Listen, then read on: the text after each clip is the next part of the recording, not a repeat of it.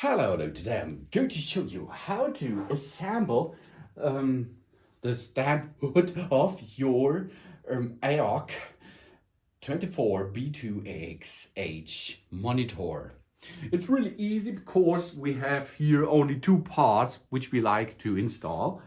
We have the panel part and the foot part. Okay, so they take the panel, and here on the bottom side there is the panel lever, because you can rotate it front and backward a little bit.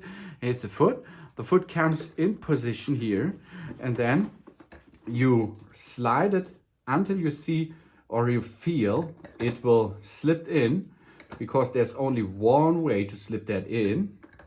You can see that's not okay here, and then you push it in position and the foot is already installed. Now you can rotate, lift a little bit here, tilt it forward, backward a little bit, job's done. Hey, yeah. Okay, next step is how to remove it. While you go move to another office or something else, then it's possible to remove the foot.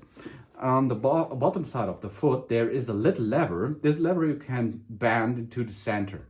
While you push it in the center, you can remove the foot. Okay, here we are, banded, unlocked, job's done. Here we are.